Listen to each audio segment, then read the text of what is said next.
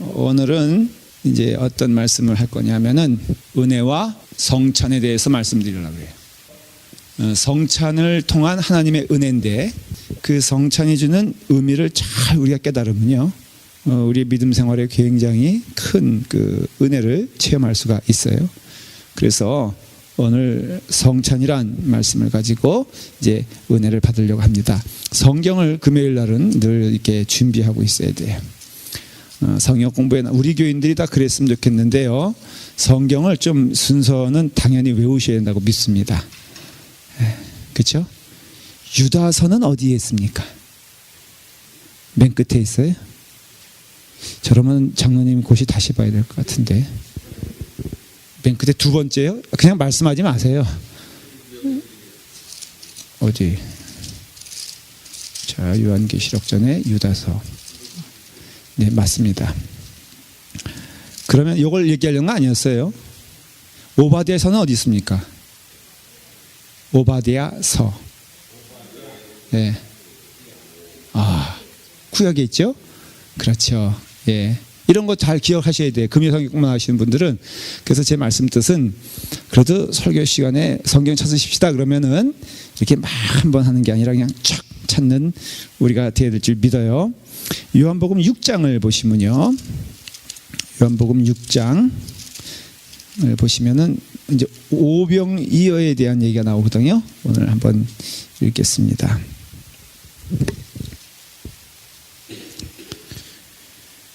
(14절) 다 읽으면 좋지만 다 그 내용을 다룰 거예요. 1절부터. 그러니까는 그러나 지금은 14절 15절 읽겠습니다. 시작. 그 사람들이 예수께서 행하신 이 표적을 보고 말하되 이는 참으로 세상에 오실 그 선지자라 하더라. 그러므로 예수께서 그들이 와서 자기를 억지로 붙들어 임금으로 삼으실 줄을 아시고 다시 혼자 산으로 떠나 가시니라. 뭐 이 말씀을 해석하자면 좀 시간이 걸리는데, 예를 들어서 14절에서 이분이 참으로 세상에 오실 그 선지자다. 그렇죠? 장로님 말씀 잘하셨어요. 메시아. 여러분, 유대인들의 메시아와는 문제가 있습니까? 없습니까? 있죠. 이것을 잘 우리가 알아야 되는 이유가, 우리도 그런 그 영적인 그 잘못된 길을 갈 때가 많이 있거든요. 믿음은 있었어요. 그렇죠? 하나님을 믿었어요.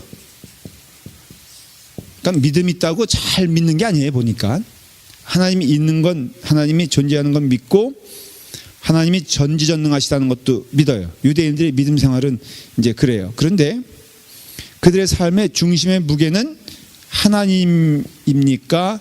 자신입니까? 라고 물어보면은 여기서부터 좀 갈라져요. 누굽니까? 자신이에요. 이걸 가리켜서 자신 중심적인 믿음 생활, 이거를 아주 쉽게 여러분들이 이해할 수 있게 말하면 뭐예요? 그걸 기복신앙이라 그런 거예요. 이거를. 왜냐하면 이 기복이란 것은요, 기복신앙이란 것은 그 중심의 무게가 어디 있어요? 자기에게 있죠. 그렇죠? 복 달라 이거예요. 그러니까는 신앙생활은요, 이건 거꾸로 이해를 하면은 신앙생활의 무게가 누구에게 있으면? 하나님께 있으면은 그게 참 신앙이에요. 그러니까 여러분들이 영적 분별력을 가지고 살아야 되잖아요. 그럴 때 이게 참 신앙인가 아닌가를 구분하는 아주 분명한 그 기준점이 있는데, 그게 뭐냐면은 무슨 일을 하든지, 어떠한 계획을 하든지, 어떠한 삶을 살든지 그 중심이 하나님이면은 그거는 참신앙이에요. 그런데 그 중심이 누구에게 있으면? 나에게 있으면은 그것은 참신앙이 아니에요. 기복신앙은 말이 신앙이지 사실은 신앙이 아니에요. 그러니 여러분들이 믿음 생활할 때요, 늘 그것을 한번 분별할 수 있어야 돼. 지금 내가 하는 이 헌신이 나를 기쁘게 하는 것인가, 하나님을 기쁘시게 하는 거. 대부분의 경우는요, 하나님을 기쁘시게 할 때는 나는 좀 힘들어. 그렇죠, 여러분들? 왜냐하면 십자가의 길이란 것이 네가 원치 않는 곳으로 간다라고 분명히 예수님께서 선언을 하셨잖아요. 그게 십자가의 길이라고요. 대표적인. 그러니까는 하나님의 뜻을 따라가는 데는 내 삶이 마냥 소풍 가듯이 즐거운 삶은, 그러니까 우리가 누리는 기쁨이란 것이 사실은 우리가 예수 믿으면 즐겁다라고 하는 그 기쁨과 전혀 다른 것임을 알 수 있는 것, 여러분 이해가 되시죠? 교회 오면은 마음이 편해. 그게요 사실은 신앙 아닌 거 아세요, 여러분들? 교회 오면은 내 영이 정말로 그냥 마음이 편해지고 즐거워지고. 근데 가만히 고백해 보면은 그 중심에 누가 있는 거예요? 내가 있는 거예요, 내가. 그렇기 때문에 결국은 유대인들의 메시아관은 사실은 믿음이 아니에요. 이들이 예수님 보면서 야, 선지자 왔구나 라고 즐거워하고 그랬는데, 그 다음 절에 금방 읽었잖아요. 보면은 예수께서 그들이 와서 자기를 억지로 붙들어 임금으로 삼으려고 줄 아시고 다시 혼자 산으로 가셨다 그랬어요. 그러니까 재밌잖아요. 이건 사람들이 예수님을 붙잡는 형식이라, 형국이라 이거예요. 여러분, 우리가 예수님께 붙잡힌 자가 되는 것이지 우리가 예수님 붙잡는 게 아니에요. 여러분, 순종하는 삶 자체가 그런 거 아니에요? 어떻게 그 종이 주인에게 명령할 수 있냐 이거예요. 어떻게 종이 주인에게 이거 해라 저거 해라 할 수 있냐 이거예요. 그러니까는 결국은 순종이라는 삶도 무게중심이 주인에게 있는 것이지 종에게 있는 것 아니며, 지금 여기서 가만히 보면은 문제가 되는 것이 이 신앙의 문제인데요. 그 예수 그리스도를 자기가 붙잡아 가지고는 뭐예요? 마치 금 나와라 뚝딱, 은 나와라 뚝딱 하는 것처럼 그렇게 예수님을 이용하려는 것을 알 수 있어요. 그러니까 예수님은 결코 그것에 대하여 용납하시지 않는 걸 알 수 있어요. 그러니까는 믿음 생활의 기쁨은요, 결국은 예수님께 붙잡힌 자가 되는 것이고 하나님의 뜻에 순종하는 것이고, 거기에 참 진짜 기쁨이 있다라는 것을 먼저 잊으시면 안 됩니다. 우리가 오늘 뭘 말한다 그랬죠? 이 성찬을 말한다 그랬잖아요. 이 성찬을 말할 때 이 성찬에 주는 의미의 가장 중요한 의미는 뭐냐면은 하나님이 나를 그만큼 사랑하시어 늘 나와 함께 하신다, 그런 뜻이에요. 성경에 아주 대표적으로 약속되어진 것이 있는데 이건 분명한 성경적인 약속이에요. 하나님이 나와 함께 하신다는 거예요. 여러분, 축복 가운데 가장 큰 축복이 뭐예요? 축복 중에 축복이 뭐예요? 예? 여러분, 엉뚱한 일일지 몰라도 복권 당첨되는 게 축복이에요? 아니면은 그 두 개 가운데 만일에 선택해야 된다면 하나님 함께 하는 게 축복이에요.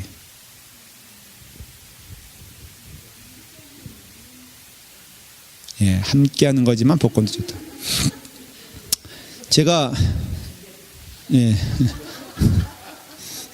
제가요, 이제 음료수를 좀 사기 위해서 소위 리커스토어가 그런 거 하잖아요. 보통 한인들이 이제 많이 운영을 하잖아요. 그래서 이제 제가 음료수를 사려고 딱 갔는데 마침 앞에 사람이 꽤 시간이 걸리는데 가만히 보니까 복권을 사는데요. 복권을 사더라고요. 사는데 한 30장을 사더라고요. 한 장당 얼마예요, 장로님?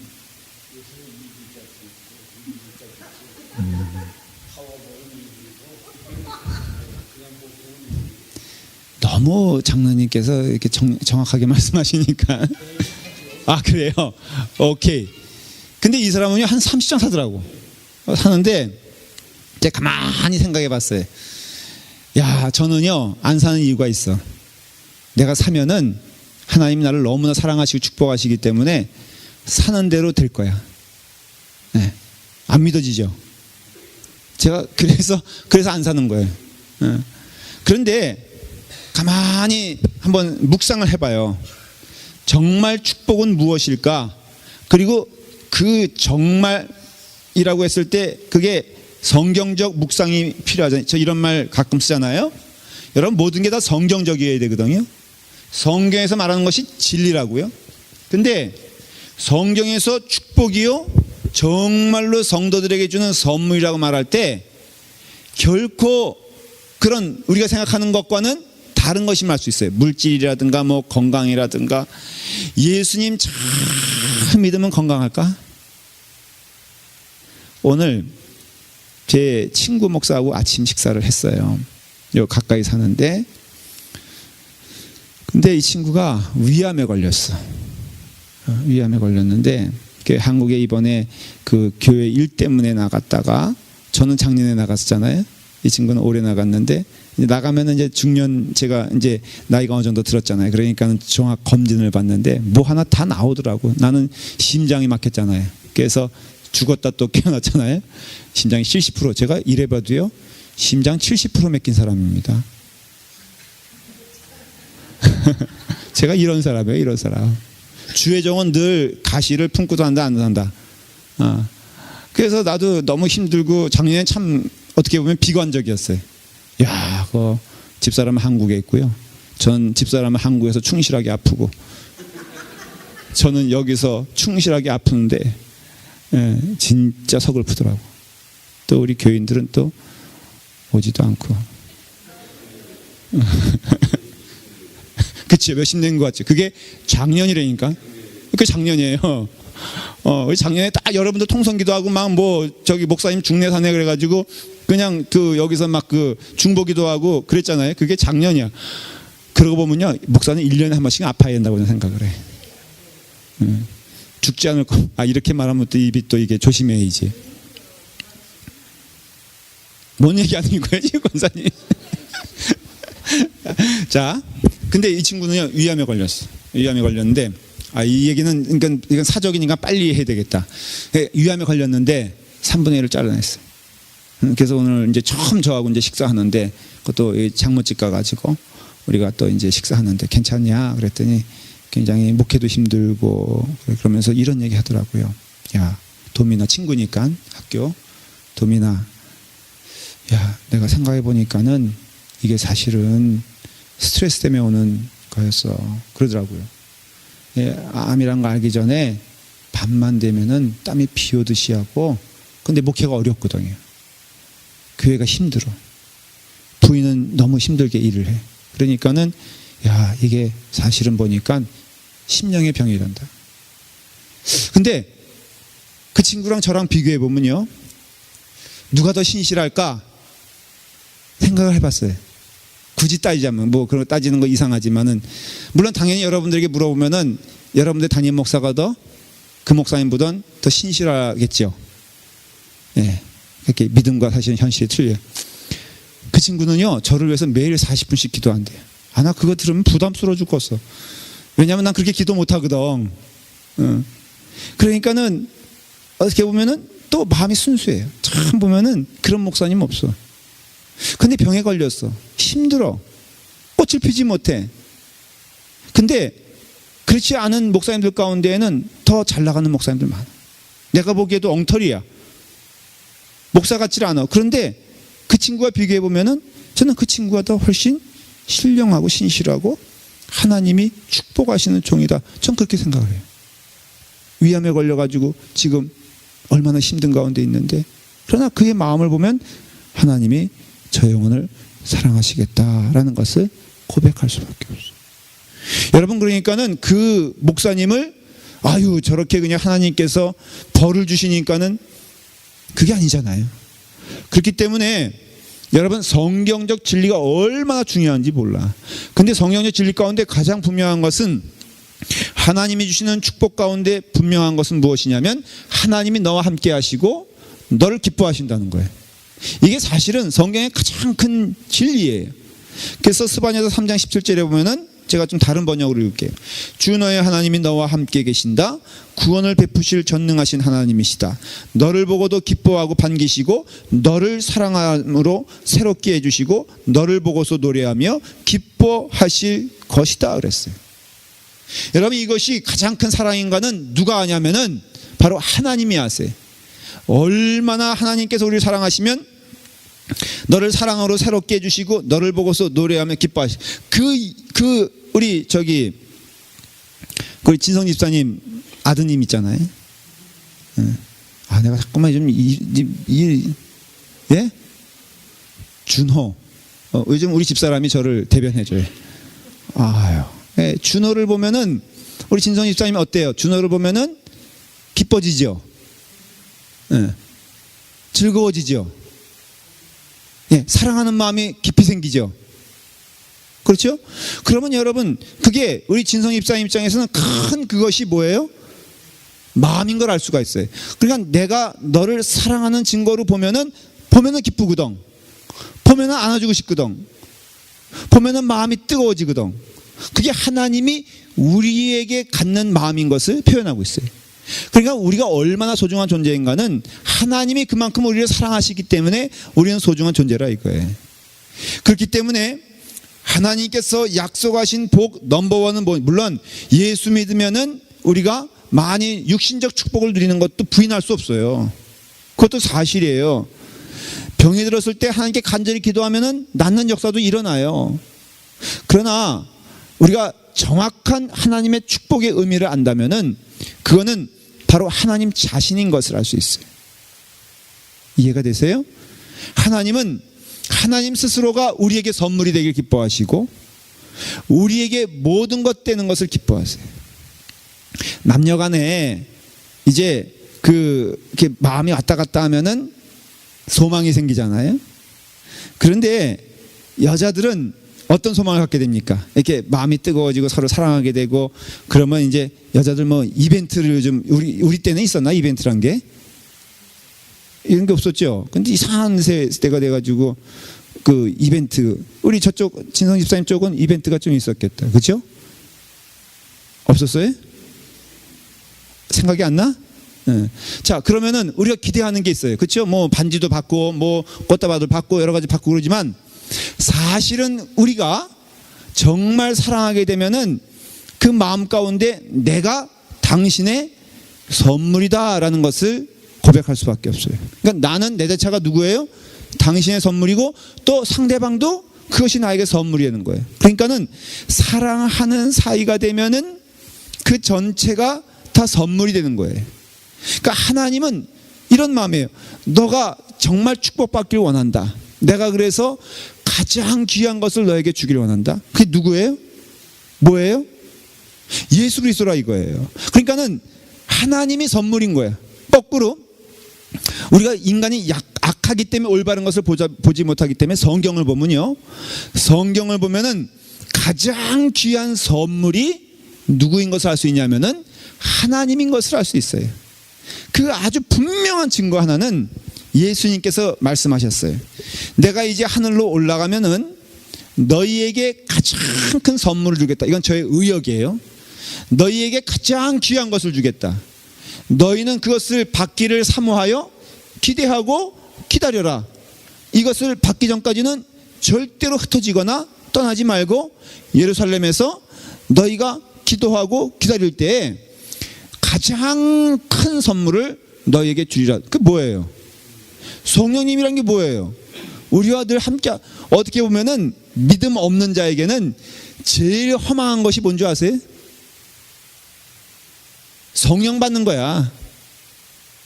아까처럼 좀 유치한 예를 들어볼까요? 여러분, 다이아 반지 큰 거가 좋아요? 성령 받는 게 좋아요? 네? 두 개라면 하지 말고요. 제가 유치한 질문이라고 했어요? 유치하지도 않아. 어떤 때는 굉장히 실제적인 이런 거죠. 네가, 저에게 하는 얘기예요 지금. 누가 주일날에 예배 빠지고 나한테 와서 내가 원하는 자리에 있으면은 내가 너에게 50만 불 줄게. 그렇게 제안이 왔어요. 올 수 있잖아요. 그렇죠? 자, 어떻게 하는 게 옳아요? 네.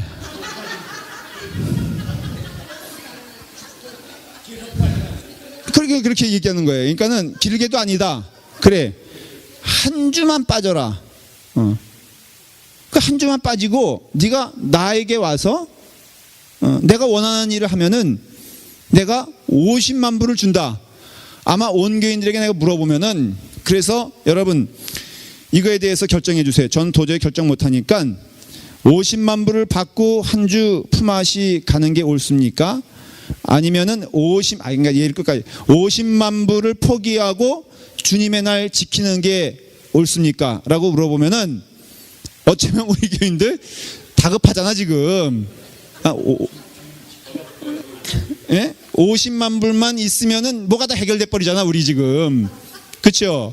여러분들도 솔직히 마음 가운데 9월 8일이 두렵죠? 어느 교인이 저희한테 이메일 비슷한 게 왔어요.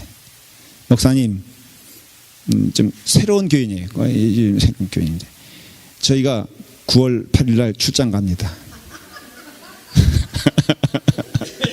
진짜예요. 진짜 온 거예요. 저희가 9월 8일 날 출장 갑니다. 그대가 보낸 이유가 있어요. 목사님, 저희가 온 지 얼마 안 됐지만은 그러나 건축에는 틀림없이 참석합니다.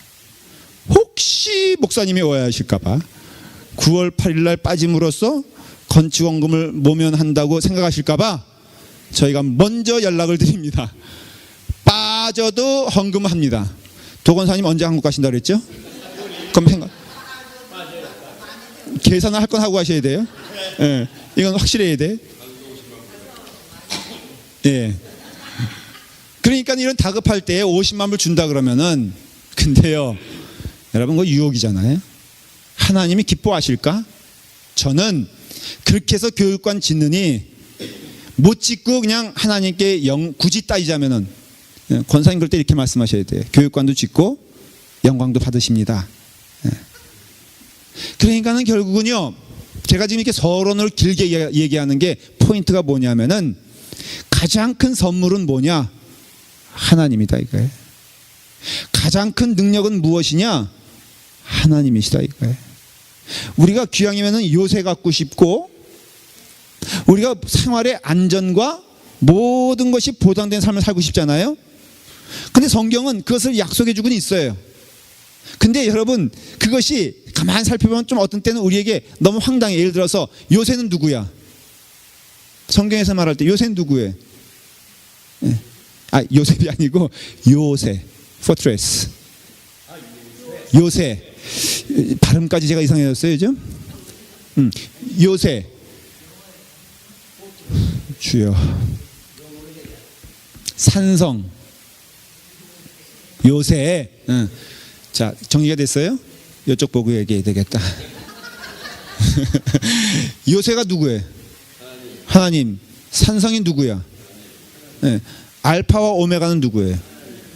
그렇다면은 하나님이 다야. 그렇죠. 성경은 또 그 약속을 분명히 하고 있고, 가장 큰 선물을 받아라 그럴 때는 하나님인 것을 알 수 있어. 자, 예를 들어서 구약시대 때 굉장히 의미 있던 것이 뭐냐면은 축복이에요. 축복의 의미가 뭔지 아세요? 축복의 의미는 하나님이에요. 하나님. 여러분 축복받는다고 갑자기 없던 물질이 생깁니까? 없던 재능이 생깁니까? 그게 아니거든요. 축복의 의미는, 자, 하나님이 야곱에게 베델에서 놀라운 약속을 해주셨죠. 그렇죠? 그게 무슨 뜻이에요 여러분들? 베델의 약속이 뭐예요 대체?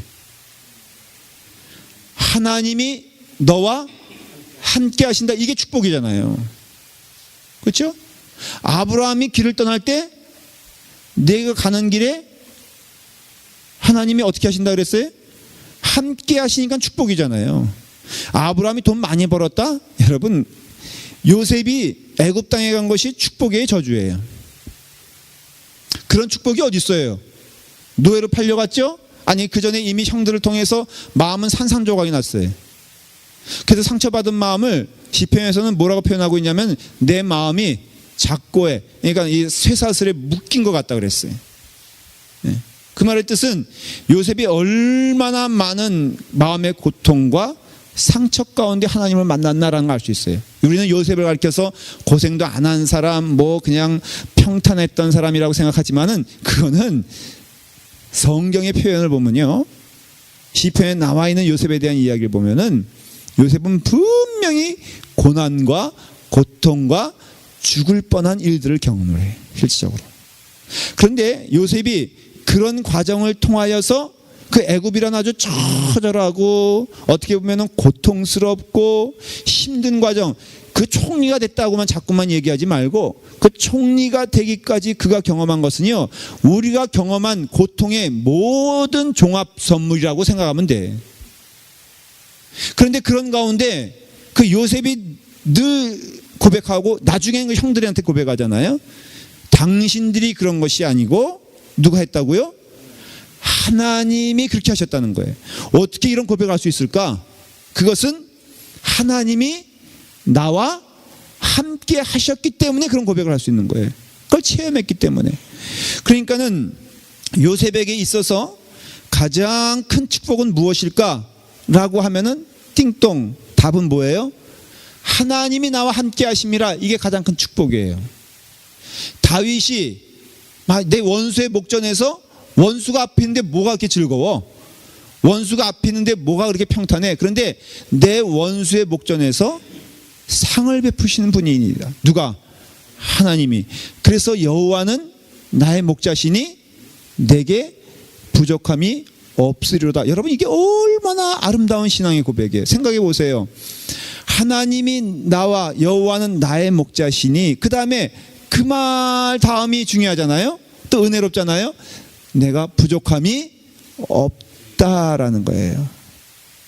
그래, 결국은요, 그렇게 암 때문에 고생하는 제 친구 목사나 또 이렇게 목회하는 저나 또 어디서 또 다르게 하는 이들이나 다 동일한 은혜는 뭐냐? 여호와가 나의 목자시니 내게 부족함이 없으리로다. 그러니까는 가장 큰 축복은 뭐냐면은, 그리고 또 우리가 그것을 믿어야 되는 것은 뭐냐면, 하나님이 곧 나의 선물이시요, 하나님이 나의 산성이시요, 하나님이 나의 방패시니 내가 부족함이 없다라는 거예요. 한국에서 이민 와서 여기 와서 지금 보니까는 그때는 아니었는데 후회하는 사람들이 많더라. 여러분들이 이민 올 때 한국에서 이민 간다 그러면은 부러워합니까? 아니면은 아유 고생길이 훤하구나 그랬습니까? 그렇죠. 부러워했죠. 여러분 떠날 안 부러워했어요, 홍 집사님? 부러워했죠? 안 했어요? 아, 말렸다고?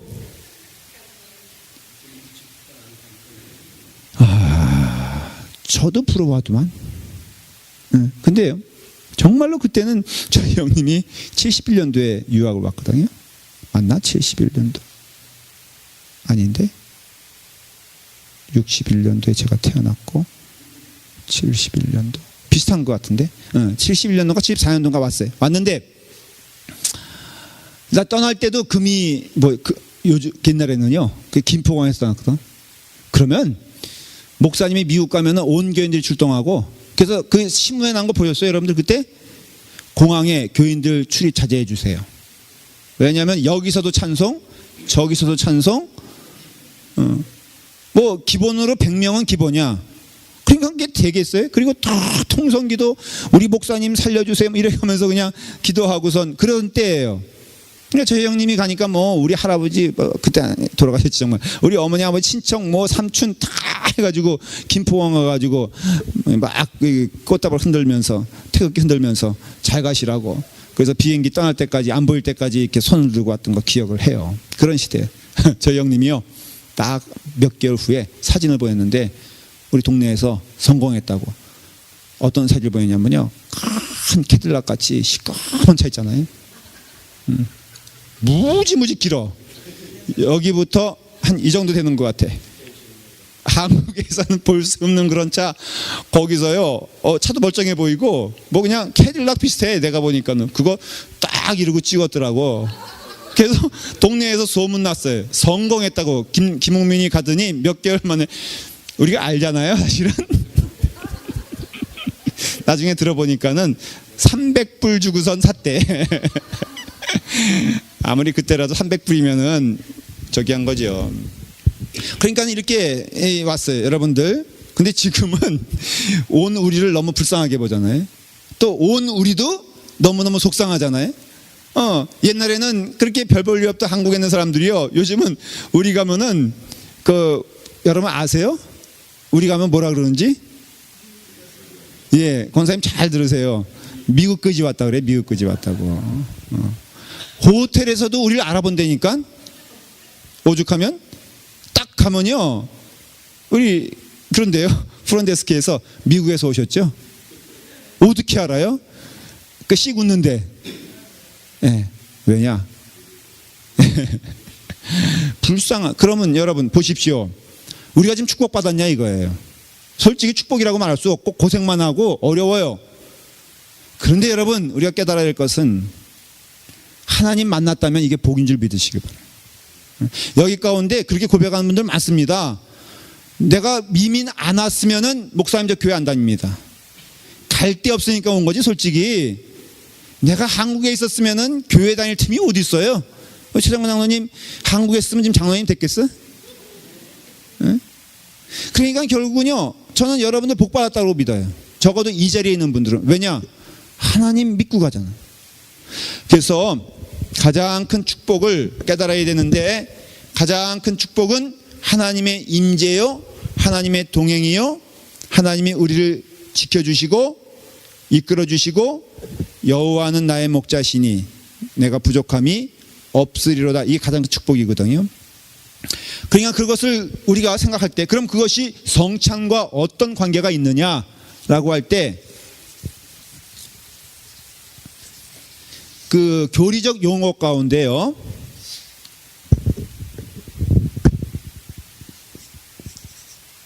이런 용어가 있어요.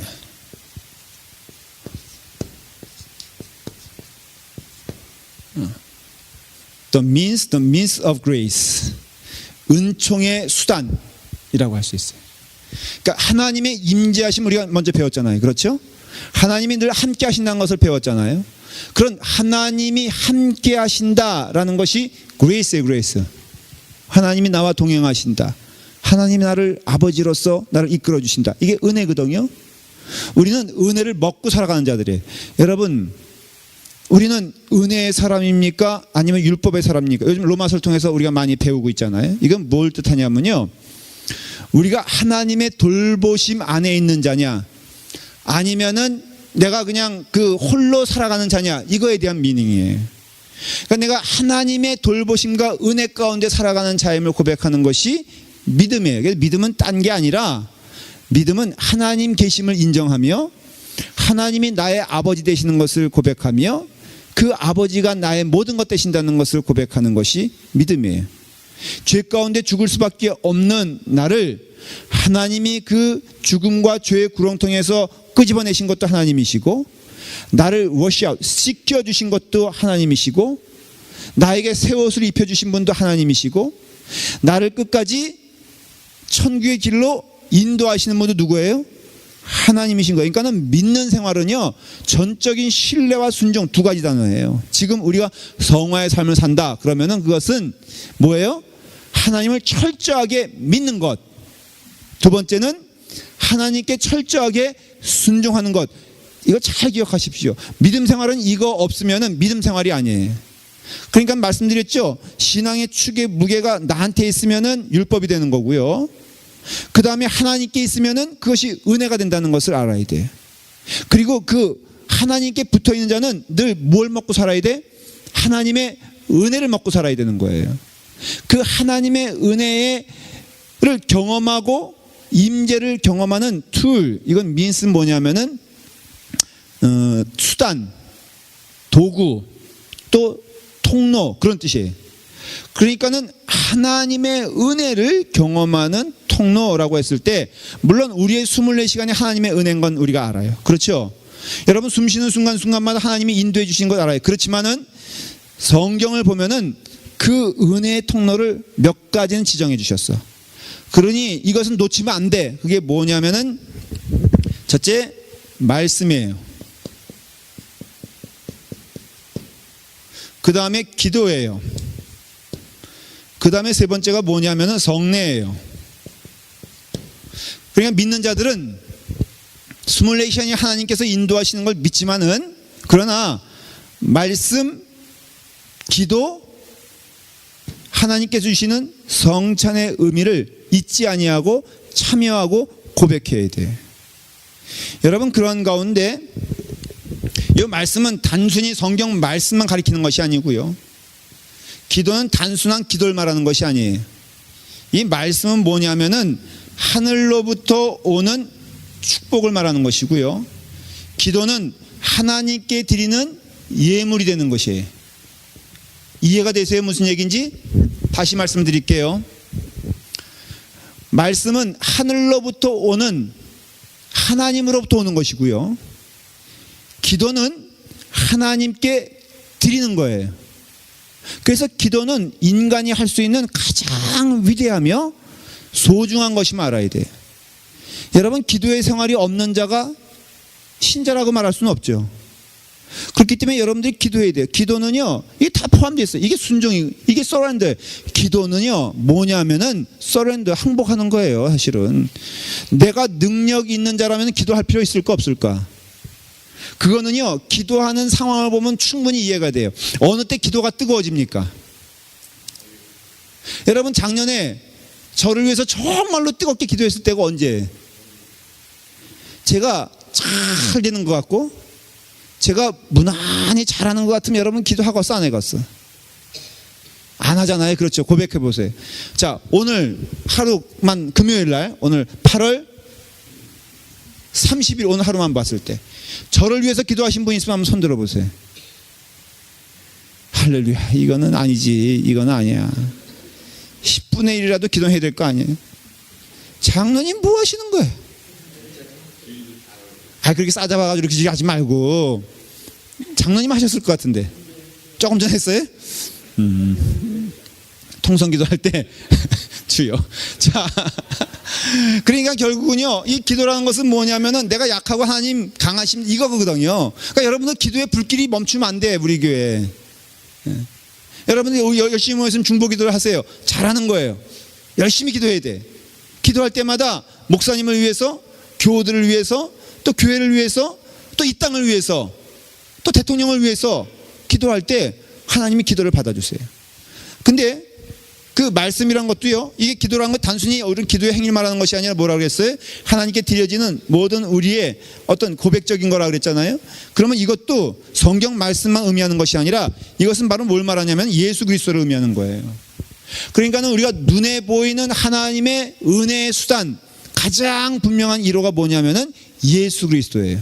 그래서 말씀이 육신이 되어 이 땅에 오셨다. 그 뜻은 바로 그와 같이 예수님께서 우리와 함께 하시는데, 이와 같이 은혜의 수단은 말씀과 기도가 있는데, 그 다음에 뭐가 있다고 그랬어요? 성례라 이거예요. 자, 이거는 하나님으로부터 우리에게 주시는 거라고 이해를 하고, 이거는 우리가 하나님께 드리는 거라고 하십시다. 성례는 뭘까? 네, 세례, 그렇죠. 그거는 혹시 그 리만드 씨가 중에 잘했어요. 성례는 딱 두 가지가 있어요. 뭐가 있어요? 세례와 성찬이 있어요. 그런데 이 세례는 원타임이고요. 뒤에서 말씀드렸나요? 세례 받았는데 그 목사님이 나쁜 일에 연루돼 가지고 좀 부끄러운 일을 당했어. 그 목사님에게 받은 세례는 유효할까 아닐까? 네, 그렇죠? 네. 그러니까는 원타임이에요. 근데 이 성찬은 늘 받아요. 그래서 오늘 이 얘기를 하는 거예요. 자, 그런데 여러분, 세례와 성찬의 의미도 사실 뭘 말하는 겁니까? 이거예요. 이거는 이렇게 해도 되고 이렇게 해도 돼요. 무슨 뜻이냐면은 이렇게 되는 것은요, 결국은 세례와 성찬이란 것도 뭘 의미하냐 하면은 예수 그리스도의 임재를 고백하는 거예요. 이해가 되시죠? 여기에 말씀이 형상화되는 게 성례예요. 아주 조금 어렵게 말을 하면은, 그러나 쫓아오시죠? 지금 무슨 얘기인지. 이 말씀이란 것이 예수 그리스도를 의미하는데, 예수 그리스도의 임재를 경험하는 성례가 세례와 성찬이 있기 때문에 세례와 성찬은 예수 그리스도와 떼어놓을 수가 없는 거예요. 그렇기 때문에 세례와 성찬은 예수 그리스도를 의미하는데, 이것이 우리에게 의미가 있으려면은 무엇이 있어야 되냐면은 믿음이 있어야 돼요. 믿음. 자, 이제 성찬이 됩니다. 성찬을 받는 분들 사실은 나오시라 하면은 거의 나옵니까 안 나옵니까? 다 나오죠. 그런데 다 유효합니까 안 합니까?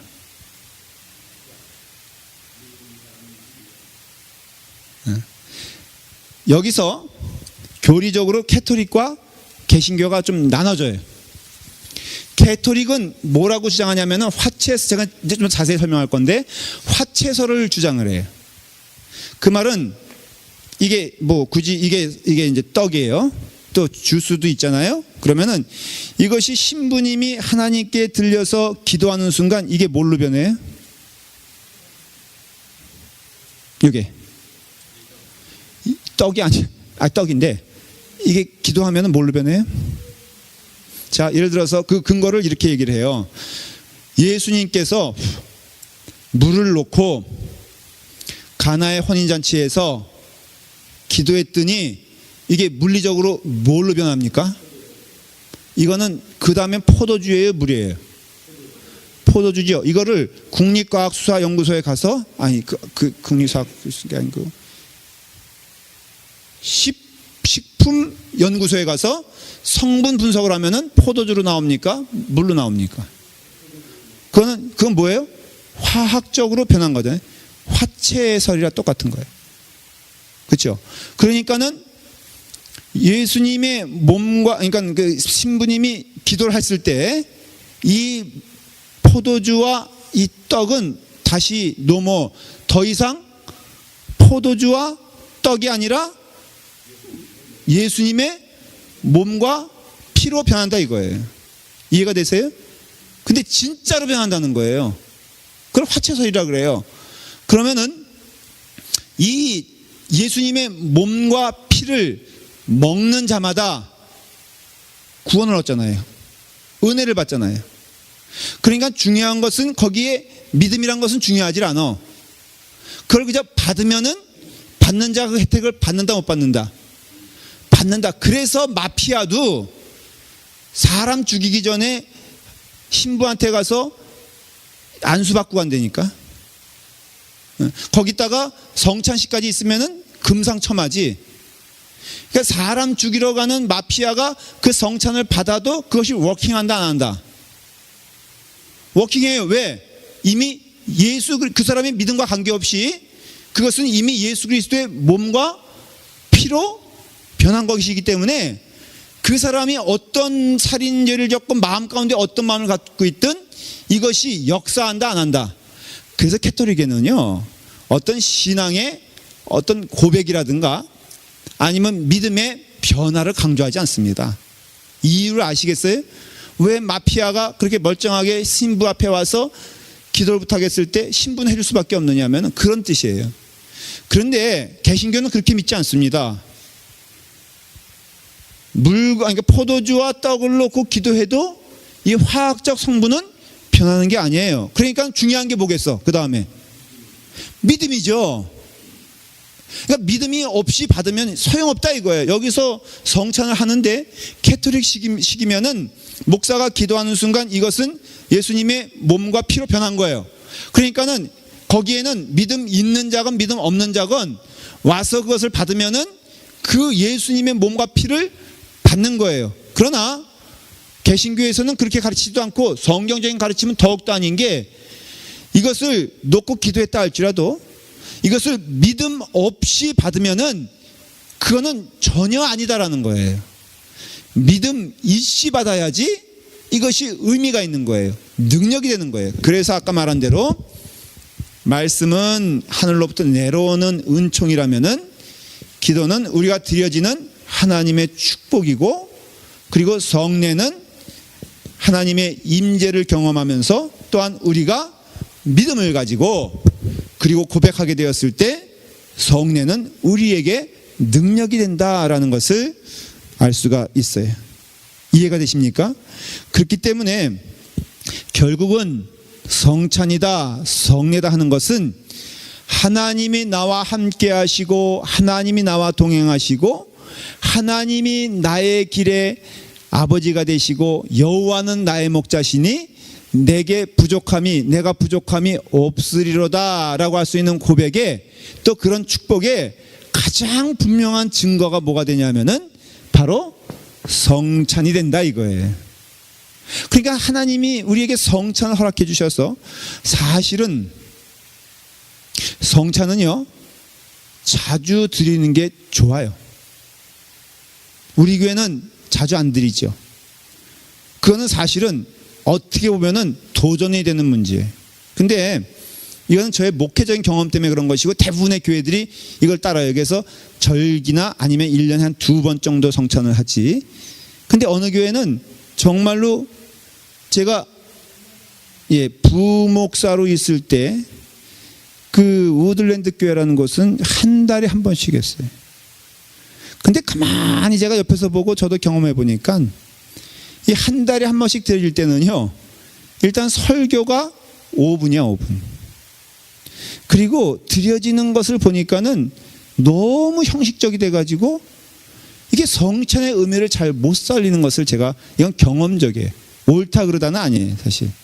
그래서 내가 목회를 하면은 왜 교회에서 이렇게 성찬을 좀 귀하게 여기는지 알겠다. 그러나 초대교회 때는요 사실은 성찬은 매주 드렸어요. 예배 때마다. 그래서 뭐가 중요하다 그랬죠? 성찬에는 이것도 중요하지만은 이것도 중요하다고 그랬죠. 그래서 예배 시간을 1부와 2부로 나눠줬어요. 그래서 오픈 월십을 드려요. 맨 처음에는 여기는 누구나 다 참여할 수 있어요. 초신자도 참여할 수 있고 누구든지 묻지 않고 참여시켜요. 근데 이 예배가 끝나면요 이게 1부가 끝난 거예요. 가는 게 아니에요. 그 다음에는 closed worship을 드렸어요. 이게 무슨 뜻이냐면은 이거는 제한적 예배라 그래요. 표현하면 여기 있는 사람 가운데 신앙 고백이 분명하고 교인으로서 입적이 됐으며, 그 다음에 분명한 신앙 고백이 있는 자들만 따로 모이게 했어요. 그래서 시작한 것이 뭐예요?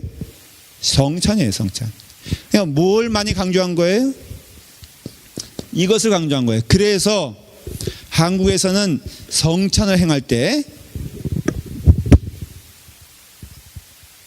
Opened Communion Service, Closed Communion Service라고 그래요. 뭘 택하는지 아십니까? 네? 밑에 걸 따져요. 그래서 그것이 세례받은 자. 예. 그러니까 세례받은 자만 성찬에 참여할 수 있어요. 대부분의 교회가 그렇게 했어요.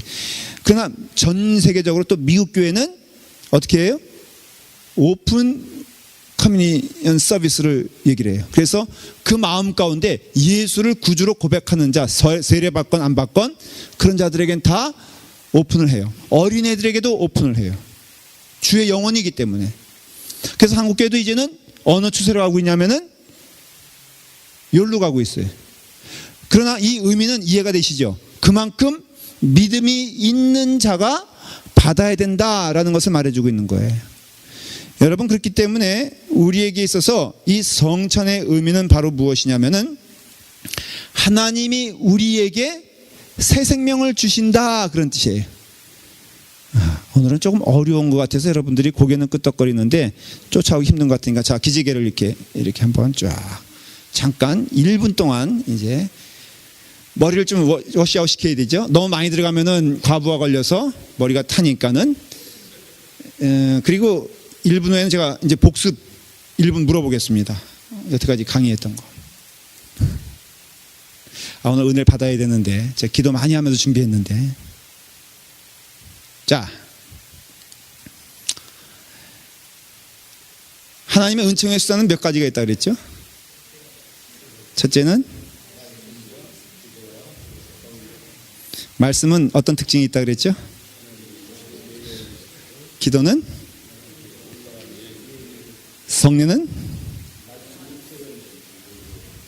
그렇죠? 그러니까 성례는 받는 은혜와 드려지는 믿음이 합일될 때 의미가 있다. 그렇게 여러분들은요, 이렇게 어디가 설명하면은 이제 어떻게 소문나는 거예요? 교수야, 교수. 이야. 그리고 이 절대적인 전제에는 뭐가 있다 그랬죠? 처음에 계속해서 말한 게, 그렇지? 잘하면 뭐라고 조금 더 얘기해봐. 하나님의 임재. 축복은 뭐냐? 하나님이 함께하심. 하나님 그 자신이 우리에게 축복이다. 보여지는 증거가 성례다. 이렇게 말씀을 드렸어요. 그랬죠? 자, 그러니까는 이제 여기까지 왔어요. 이제 후반부에는 제가 힘이 나는 게 다 알아들으셨네. 이거 사실 기도 많이 하면서 내가 걱정했는데, 금요 집회에 나오신 분들은 이제 이거 훈련되면요, 여러분들 믿음 흔들리지 않을 걸 제가 확신합니다. 그리고 진짜로 반석 위에 서 있는 믿음 갖게 될 거예요. 제가 아주 확신을 합니다. 자, 성례의 의미는 그러면은, 성례는 받는 거잖아요, 일단. 그렇죠? 받는데 이게 뭘 받는 겁니까? 예수님의 몸, 피.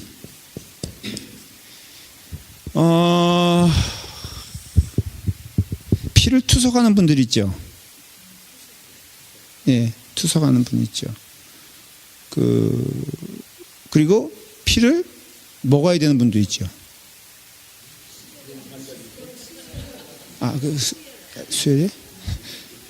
그 전문적인 용어로 뭐라 그래, 그걸? 예. 그렇죠. 예. 그 얘기, 지금 그 얘기 하려는 거예요. 그래서 완전히 혈액이 바뀌면은 그게 의미가 사실은 새 생명 얻는 거 아니겠어요? 내 피가 아닌 보다 더 신선한 피로. 그래서 어떻게 보면 드라큘라가 딱히 먹겠어요? 신선한 피를 필요로 하니까 그렇잖아요. 그러니까는 이게 뭐냐? 예수 그리스도의 몸을 먹는다, 피를 먹는다. 이것은 무슨 뜻이냐면은 새 생명이 된다는 뜻이라고요. 이게. 그러니까 성찬의 의미는 크게 말하면 우리는 그 점에서 매일의 성찬이지, 사실은. 상징적으로는 교회 안에서 하는 것이 성찬이지만, 이 성찬의 의미를 크게 생각해 보면은 사실은 이제 네가 먹고 네가 마시는 것, 예수님이 베드로에게 하신 말 듣는다면 이제는 너가 원하는 것이 아니고 내가 원하는 것으로 간다라고 말을 하면서, 사도 바울의 고백처럼 이제는 내 안에 내가 사는 것이 아니요 예수 그리스도가 사신다고 했을 때, 이게 사실은 성찬의 의미를 표현한 것이거든요. 그러니까 매일이 성찬인 거야. 그럼 매일이 성찬일 때에는 반드시 거기에는 새 생명이 부어지는데, 그 새 생명이 누구냐면은 예수 그리스도의 생명인 걸 알 수 있어요. 물론 이 이야기는 굉장히 길게 나가면 이런 식으로 이어지는 거예요. 예수 그리스도의 생명이 우리 가운데 이어진다는 것은, 우리가 알아듣기 쉽게 설명하면은 예수 그리스도의 인격이 새로워지는 것을 말하는 것이에요. 우리의 삶 가운데 예수님이 우리 가운데 산다. 그러니까 우리는 엉뚱하게 시작하면요, 예수님이 우리 안에 산다, 성령님이 나에게 오셨다 그러면은 우리 뭐부터 하려고 그러지? 흔히 하는 얘기가 있잖아요. 뭐예요? 예언하겠다고 달려들고, 병 고치겠다고 달려들고, 예? 방언하겠다고 달려들고. 저는요, 무리를 걷는 걸 소원한 적이 있었어요. 한동안. 진짜예요. 신학생 때 뭘 생각하지 못하겠어. 근데요, 이 무리만 걸어도 개척하면 금박되겠더라고. 계산이. 예, 제가 무리를 한번 걸어봐요. 여러분 놓고 지금 이제 목회할 것 같아, 지금 제가.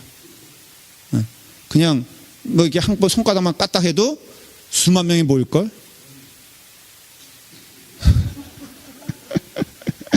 야, 그냥 교회 간판만 걸어도요, 어떻게 몇백 명, 몇천 명이 그렇게 금방 모여요. 한국에는 김동호 목사님은 가끔 보면 그것도 교만인 것 같아. 딱 그 어느 교회, 그것도 한 2,000명 정도 되는 교회 딱 사임하고선 나 그냥 간다. 갔는데, 이거 하나님은 불공평한 것 같아. 저하고 딱 3년 같이 됐거든요, 이렇게. 3년 후에는 그 교회가 몇 명 됐어요? 5,000명 된 것 같아. 그러더니 또 떡하니 또 나도 그냥 여기서 또 떠난다 그러고 떠나니까 또, 야, 지금 그 얘기 하려면 끝이 없어. 여러분 보십시오. 새 생명을 얻은 자는요, 예수 그리스도의 인격으로 살아가는 거예요. 그게 바로 뭐냐면은 갈라디아에서 나오는 예수 그리스도의 인격이에요. 성령의 열매예요. 그런데 자 보십시오. 성례는 어떤 의미가 있냐면은 예수 그리스도의 몸과 피가 우리에게 새 생명을 주는데, 그 새 생명을 주면은 우리 가운데 나날이 기억되어지고 목적이 되어지고 그리고 표현되어지는 것이 이 땅의 것이 아님을 알 수가 있어요. 이제부터는 여러분들이 잘 들으셔야 돼요. 무슨 뜻이냐면은 결국은 요한복음 6장에서 이게 5,000명을 먹이는 기적이라는 것이요, 이게 뭐 많이 실수하는 게 뭐냐면은 이 오병이어의 사건을 하나님이 작은 것 드렸더니 뻥튀기처럼 크게 됐더라, 이렇게 가리키는 때가 많이 있어요. 그리고 뭐 작은 것의 소중함에 그런 어떤 드려지는 것이 하나님 보시기에 얼마나 아름다워, 전혀 그런 뜻이 아니에요. 이 오병이어는요 어떤 뜻이냐면은 그 전을 살펴보면 알 수가 있는데 제가 설명을 드릴 텐데, 철저히 예수 그리스도의 성례전을 의미하는 걸 알 수가 있어요. 이게 무슨 뜻이냐? 없는 것 가운데 우리의 삶을 있게 만드는 것이 예수 그리스도의 몸과 피잖아요. 다시 말하면 오병이어는 없는 것과 똑같은 거예요. 그 없는 것에 있어서 그것이 드려지게 되었을 때 우리의 삶은 어떻게 되느냐? 풍족해진다는 것을 의미하는 것인데, 그것이 뭐냐? 예수 그리스도 자신이다 이거예요. 그렇기 때문에 여러분들이 그런 쪽에서 가만히 살펴보면요, 5,000명을 먹이신 장면과 놀라운 것은 예수님이 목요일 날 십자가에 달려 돌아가시기 전에 내가 너희에게 세족하는 것과 성찬을 베풀 것인데 이것을 후세에 반드시 기억하라고 하실 때, 성찬을 베푸신 장면과 너무나 같은 것을 알 수 있어요. 요한복음 6장 11절에 보면요, 예수께서 떡을 가져 축사하신 후에 어떻게 됐어요? 앉아 있는 자들에게 나눠주시고 물고기도 그렇게 그의 원대로 주시니라, 그렇게 되어 있잖아요. 마태복음 14장 19절 보면요, 제가 읽을 테니 여러분 쫓아오셔도 좋아요. 마태복음 14장 19절에 보면은 이렇게 돼 있어요. 무리를 명하여 잔디 위에 앉히시고 떡 5개와 물고기 2마리를 가지시사 하늘을 우러러 축사하시고 떡을 떼어 제자들에게 주심에 제자들이 무리에게 주니, 그랬어요. 여러분 잘 들어오십시오. 축사하시고 하늘을 들어서 축사하시고 떡을 떼어서 사람들에게 나눠줬다 그랬어요. 이건 뭘 의미하냐면은 이것은 성찬을 의미하는 거예요. 이것은 오병이어의 기적을 강조하는 것이 아니라 이것은 뭐라고요? 하나님께 드려지는 성찬을 의미하는 것인데,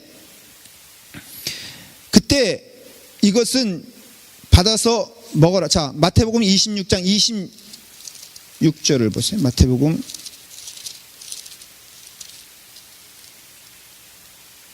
26장 26절. 자, 시작. 그들이 먹을 때에 예수께서 떡을 가지사 축복하시고 떼어 제자들에게 주시며 이르시되 받아서 먹어라, 이것은 내 몸이니라 하시고, 그랬잖아요. 그러니까는 똑같이 축사하시고 그리고 이 떡을 나눠주셨다는 거예요. 조금 더 이제 찾아가 볼게요. 요한복음 6장 다시 돌아가요. 5,000명을 먹이신 기적의 얘기를 이제 다시 하고 있어요. 6장 26절을 보세요.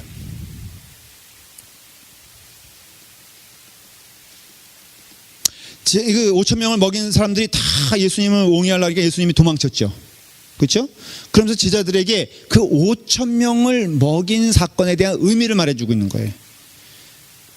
26장 시작. 예수께서 대답하여 이르시되 내가 진실로 진실로 너희에게 이르노니 너희가 나를 찾은 것은 표적을 본 까닭이 아니요 떡을 먹고 배부른 까닭이라, 그랬잖아요. 그러니까는 이 5,000명이 온 뜻을 알아요. 예수님이 주시는 생명의 떡을 기대한 것이 아니라 육신의 떡을 기대한 거예요. 그런데 예수님이 사실 5천 명에게 나눠준 것은 뭘 말하냐면은 육신의 떡을 말하는 것이 아니라 생명의 떡을 말하고 있는 거예요. 자, 그들은 나를 위해서 온 것이 아니고 떡을 먹고 배부른 까닭이로다. 27절에 분명히 단속을 하죠. 시작. 썩을 양식을 위하여 일하지 말고 영생하도록 있는 양식을 위하여 하라. 이 양식은 너희에게 인자가 너희에게 주리니 인자는 아버지 하나님께서 인치신 자니라. 자, 여기서 이상한 말을 하잖아요. 그렇죠? 5천 명을 먹인 사건을 통해서 예수님이 재해석을 해주시는데 이런 말씀하세요. 너희는 저들과 같이 육신의 떡을 사모하는 자가 되지 말아라. 여기서 기복신앙과 참 믿음이 갈라진다 그랬죠. 제가 말씀을 드렸죠. 다시 말하면 여러분들이 지금 예수님 잘 믿는 이유가 육신의 떡이면은 그거 아니라는 것이에요. 다음 주일날 교육관 헌신하기 위한 헌금을 합니다. 여러분들이 헌금을 할 겁니다. 여러분 그 헌금을 하면은 여러분들의 재산이 헌금 드린 거에서 10배가 늘어날 것을 믿으십니까? 예? 안 믿어요? 30배, 60배라고 그랬잖아. 그렇죠? 그럼 성경 말씀이 어떤 것이냐? 그런데 여러분 여기선 그 말하는 게 아니거든요. 너희가 육신을 입고 오는 자는 결코 내 제자가 아니라고. 그러니 너희는 그런 자들처럼 되지 말고 그렇게 육신적인 것을 탐하는 자가 되지 말고 너희는 뭐가 되라?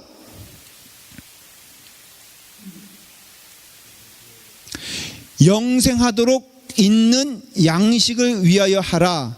이 양식은 인자가 너희에게 주리니 그랬어요. 잘 들으십시오. 여러분들은 영생을 얻을 양식을 사모하는 자가 되어야 되는데 이 영생을 얻은 양식은 누구만 줄 수 있는 거예요? 예수님만 주실 수 있는 거예요. 자, 예수님이 정말로 사랑하는 자들에게 준 것이 뭡니까? 말씀을 통해 여러분들은 기억하실 거예요. 자, 예수님이 정말로 남아있는 자들에게 제자들에게 준 것이 뭐예요? 에? 뭐예요? 잘 한번 여러분 상식적으로 대답해 보세요. 몰라도 괜찮아. 틀려도 괜찮고 상관없어요. 그냥 여러분 한번 얘기해 보세요. 뭐 틀리면 한번 웃으면 되는 거지 뭐. 네. 예수님 자신이고, 오케이. 또 일단은 그렇기 때문에 예수 믿으면 복 받아요. 이거는 그 뜻은 뭔지 알겠지만 덥죠. 에어컨을 다 꺼버렸네. 근데 이제 거의 끝났으니까 빨리 끝낼게요. 예수님을 믿으면 복 받아요. 이것은 절대 아니에요. 그래서 오늘날의 교회가 굉장히 약해진 거예요. 왜? 복음의 순수성을 잃어버렸기 때문에. 결론적으로. 그러면 예수님께서 주신 것은 딱 하나예요. 제자들에게, 정말로 참되게 따라가는 자들에게 뭐예요? 그건 바울을 통해서 할 수도 있고 그거는 베드로를 통해서 할 수 있어요. 뭐예요? 아니에요. 아니에요. 뭐냐? 십자가. 자, 보십시오. 베드로에게 말하기를 이제 너는 나의 제자가 되고 너가 나를 사랑하느냐 라고 했을 때 예수님이 베드로에게 딱 준 것 딱 하나예요. 이제는 너가 원치 않는 것으로 하리라. 너의 십자가를 지고 가리라. 십자가 주셨죠? 사도 바울이 뭐라고 고백합니까? 이제는 내가 자랑하는 것은 뭐라고 그랬어요? 예수 그리스도의 흔적이요 십자가라 그랬거든요. 그러니까 다 믿음의 사람들은 결국 마지막에는 그 축복이 뭐냐면 십자가임을 알 수 있어요. 그래서 초대교회 당시에 가장 큰 축복은 뭔지 아십니까? 사람들이 가장 원했던 것이 뭔지 알아요? 가장 기뻐했던 것이 뭔지 알아요? 순교예요, 순교. 진짜로. 그래서 믿는 자들이 콜로세움 거기에서 그 경기장에서 사자밥이 되면 실제로요. 사자밥이 되는데 거기에 코러스가 울렸어요. 이게 실제로 있었던 일입니다. 어린 딸에게 말을 합니다. 딸아, 이 고통은 잠시란다. 이제 이 시간이 지나면은 우리는 하나님 나라에 가서 찬송하며 있을 것이다. 그러니까는 기대했던 그 네로가 기대했던 그 황제들이 기대했던 로마 사람들이 그거 보면서 무서워서 예수 안 믿어야 되는데 거기 있는 성도들이 찬송하면서 할렐루야 하면서 평화롭게 그 죽음을 맞이하니까는 거기 있는 관중들이 충격을 받은 거예요. 대체 저들이 뭔가? 그래가지고 결국은 귀부인들도 귀족들도 결국에는 황제가요 예수 믿는 사람 다 잡아 죽여라 그러니까는 자기 딸이 예수 믿어.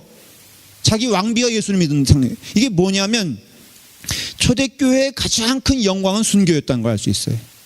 그리고 실제로 그 순교란 것은 십자가를 말하는 거죠. 말 그대로 너희가, 그래서 사도 바울도 내가 이제는 예수 그리스도의 흔적과 십자가만을 자랑하노니 결국은 그것이 뭐냐? 나 빨리 데려가 주시오 하나님.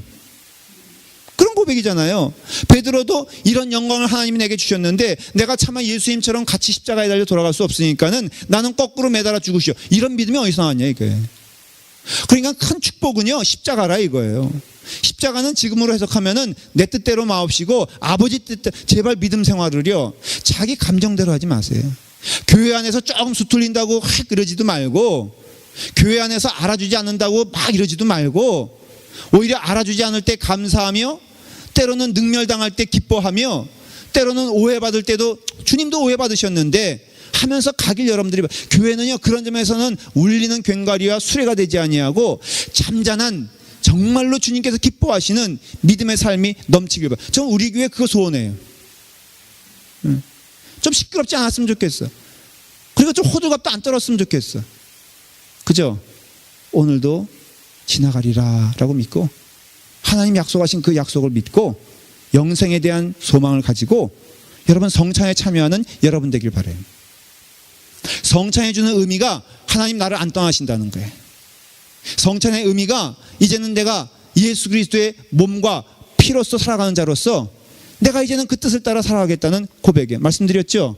성찬은 하늘로부터 오는 은혜와 우리의 믿음과 고백이 아우러지는 거라고 한다면 그 은혜는 하나님이 나와 함께 하시는 것을 약속하신 것이요, 내게 드려지는 내게 있는 고백은 나 이제는 내 뜻대로 말고 아버지 뜻대로 살겠다. 이제는 내가 십자가 지고 가겠다. 여러분 대체 십자가가 뭐예요? 그건 이제 설명하지 않아도 되잖아요. 교회 안에서 십자가는요 순교 아니에요. 지금 누가 순교하라 그래. 이 교회 안에서 일어날 일은요 온유함과 오래 참음과 예수 그리스도의 인격이라는 믿음. 우리 아팔막 교회가 정말 칭찬받는 교회가 되려면요 지금 때로는 우리가 들려지는 이 가슴 아픈 이야기들에 대하여 여러분 반성하고 회개해야 돼요. 그리고 여러분들 때로는 교인 간에 갈등이 있거든 먼저 기도하는 자가 되고, 어려움이 있거든 먼저 무릎 꿇는 자가 되고, 예수 그리스도의 인재를 늘 감사하고 기뻐하면서 찬송하며 갈 때 그것이 바로 하나님의 가장 큰 축복, 하나님이 우리와 함께 하시고 하나님이 우리와 인도하신다라는 것을 알 수가 있어요. 27절을 읽었잖아요. 33절부터 한번 읽어봐요. 시작. 하나님의 떡은 하늘에서 내려 세상에 생명을 주는 것이니라. 그들이 이르되 주여 이 떡을 항상 우리에게 주소서. 예수께서 이르시되 나는 생명의 떡이니 내게 오는 자는 결코 줄이지 아니할 터이요 나를 믿는 자는 영원히 목마르지 아니하리라. 이제 여러분들 예수님께서 정작 5,000명을 먹인 기적의 의미를 말하고 있는 것이에요. 결국에는요 그 떡을 육신적으로 사모하고 자기 뜻대로 해석한 5,000명은 다 떠났어요. 예수님은 그들이 떠남을 슬퍼하거나 낙심하지 않으셨어요. 왜? 가짜였으니까는. 여러분 교회는요 내가 그 길을 갔는데, 하나님의 길을 갔는데 많은 사람들이 쫓아오지 않는다고 낙심하지 마십시오. 여러분들 때로는 여러분들 가는 길이 혼자라고 생각할 때도 낙심하지 마십시오. 왜? 하나님이 나와 함께 하시는데. 그리고 옳은 길을 가십시오. 넓은 길을 가지 말고 대중적인 길을 가지 말고 가세요. 하나님이 기뻐하시는 길을 가시라 이거예요. 하나님이 원하시는 길을 갈 때 그 떡은 생명의 떡이 되고 그 떡은 하늘로부터 오는 떡이 되기 때문에 여러분들 그 떡 잘 드시고 성찬을 잘 받으시면서 매일매일이 성찬의 삶임을 고백하면서 예수 그리스도 잘 믿고 가는 여러분 되기를 바랍니다. 여러분 앞에는 육신의 떡과 생명의 떡이 놓여 있다면 5천 명은 그 떡 먹고 낙심해서 돌아갔지만, 그러나 제자들은 내게 그 떡을 주시옵소서. 사연은 있지만은 결국에는 그 제자들은 예수님의 생명의 떡을 먹고 순교하여서 하나님 나라에 갔습니다. 우리에게도 동일한 은혜를 주셔서 오늘도 성례를 통하여서 하나님의 은혜의 도구를 통하여서, 그렇기 때문에 예배 소홀하지 말고요, 기도 생활 열심히 하고 또 성찬을 통해서 은혜를 받고 매일매일 주시는 양식이 하나님의 성찬임을 믿으면서 살아가시는 여러분 되기를 간절히 바랍니다. 우리 함께 기도할 때, 통성으로 기도할 때 우리 여러분 하나님의 약속하신 은혜 가운데 기도하기를 바랍니다. 먼저 우리가 하나님의 떡을 귀히 여기기를 기도하십시오. 기뻐하며 하나님께 영광을 돌리기를 바랍니다. 그리고 두 번째는 좀 사적인 제목이 될 수도 있는데, 아까 말한 우리 친구 목사님에서 좀 기도해 주시길 바랍니다. 위를 3분의 2나 잘라냈어요. 박선호 목사님이신데 함께 기도해도 괜찮다 하는 허락을 제가 받았습니다. 우리 박선호 목사님에서 기도해 주시길 바랍니다. 아픈 교우들 위해서 기도해 주시길 바랍니다. 그리고 또 우리 교육관의 건축 과정이 하나님의 은혜 가운데 이루어질 수 있도록, 정말로 하나님의 기적적인 일들이 일어날 수 있도록 여러분 기도해 주시기를 바랍니다. 다 같이 함께 기도하겠습니다.